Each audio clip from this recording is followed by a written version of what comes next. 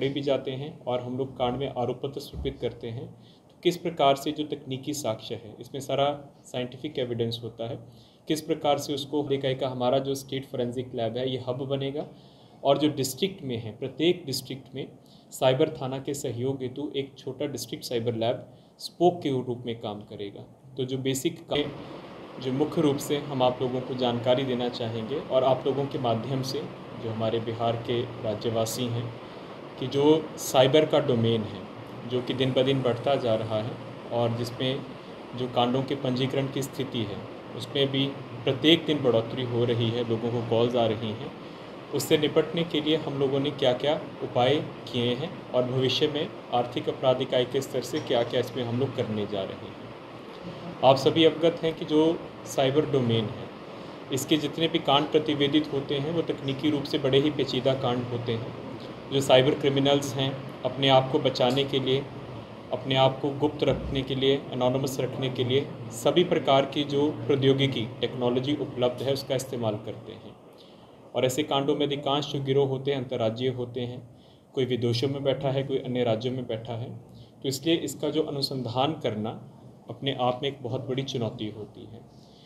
और उसके बाद दूसरी चुनौती होती है कि यदि अपराधी पकड़े भी जाते हैं और हम लोग कांड में आरोप पत्र सत्यापित करते हैं, तो किस प्रकार से जो तकनीकी साक्ष्य है, इसमें सारा साइंटिफिक एविडेंस होता है,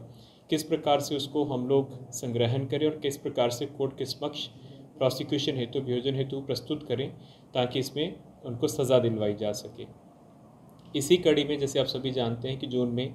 बिहार में सभी 44 रेल ज़िला और पुलिस ज़िला में साइबर थाना का सृजन किया गया। अब उनको सशक्त करने के लिए और उनके क्षमतावर्धन के लिए और हैंड होल्डिंग के लिए जो फोरेंसिक साइबर लैब्स हैं उसका हम लोग स्थापना करने के लिए जा रहे हैं। आर्थिक अपराध इकाई जब से शुरू हुई है, पहले यहाँ पे एक छोटा सा साइबर का हम लोगों का सेटअप हुआ करता था जिसको धीरे धीरे क्षमतावर्धन किया गया। वर्ष 2022 में जो MHA की योजना है, आप सभी ने निर्भया फंड का नाम सुना होगा, उसके अंतर्गत CCPWC योजना होती है, cyber crime prevention against women and children. उसके नीचे लगभग 2.25 करोड़ रुपए कि जो हम लोगों को अनुदान प्राप्त हुआ था राज्य सरकार से, उससे हम लोगों ने जिस बिल्डिंग में आप लोग बैठे हैं ये स्टेट साइबर फोरेंसिक लैब कम ट्रेनिंग सेंटर के नाम से इसका स्थापना किया गया और इसको प्रोन्नत और उन्नत करने के लिए जो लेटेस्ट सॉफ्टवेयर हैं और हार्डवेयर हैं, तकरीबन 12 तरीके का सॉफ्टवेयर और उन्नत तकनीकी का 6 तरीके का हार्डवेयर यहाँ पे अभी तक इंस्टॉल किया गया है। हम लोग जो भी ज़िला से कांड प्रतिवेदित हो रहे हैं उनका तकनीकी अनुसंधान में सहयोग यहाँ से हम लोग उपलब्ध करवाते हैं। लगभग 94 केसेस में हम लोगों ने अभी तक जब से साइबर थाना का सृजन हुआ है मोबाइल एक्सट्रैक्शन एवं अन्य प्रकार का तकनीकी सहयोग उपलब्ध करवा के कांडों के डिटेक्शन में यहाँ से सहयोग दिया है। लेकिन ये बात सिर्फ यहीं तक अब सीमित नहीं रहेगी, क्योंकि जिस प्रकार से कांड प्रतिवेदित हो रहे हैं प्रत्येक ज़िला में, तो अभी जो हम लोगों की रणनीति है कि hub and spoke model. Hub and spoke model का मतलब हुआ कि जो आर्थिक अपराध इकाई का हमारा जो स्टेट फोरेंसिक लैब है ये हब बनेगा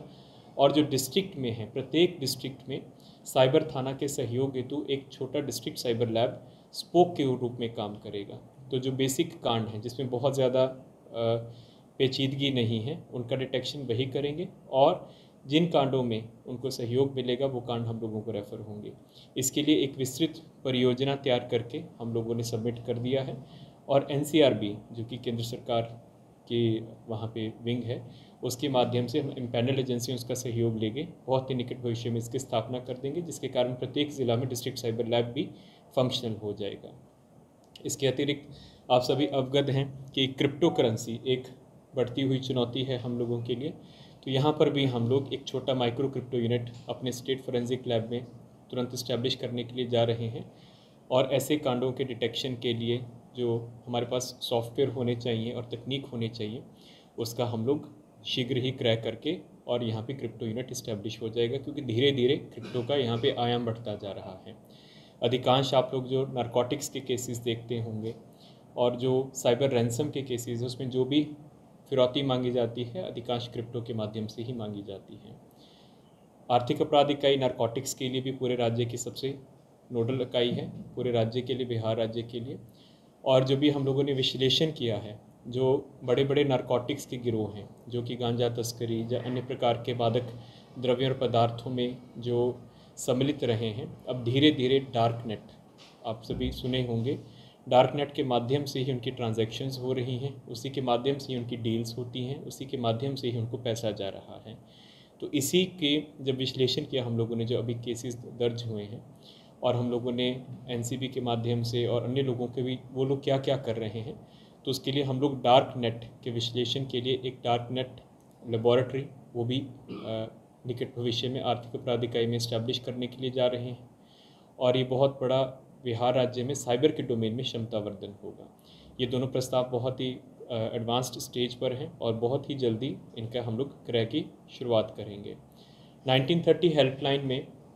क्योंकि बिहार राज्य से आपको पिछली प्रेस कॉन्फ्रेंस में हम लोगों ने बताया था कि बिहार राज्य अग्रणी राज्यों में है, जिसमें हम लोग लगभग 100% कॉलों को रिसीव कर रहे हैं, जो कि बहुत बड़ी उपलब्धि है, क्योंकि विगत वर्ष में बिहार राज्य बहुत ही नीचे स्तर पे था, पायदान पे था। उसी के नीचे ही, क्योंकि जो उन्होंने हमारा प्रोग्रेस देखा है, हम लोगों को तकरीबन 45 लाख रुपया रिलीज़ हुआ है, और उस 45 लाख रुपए के माध्यम से हम लोगों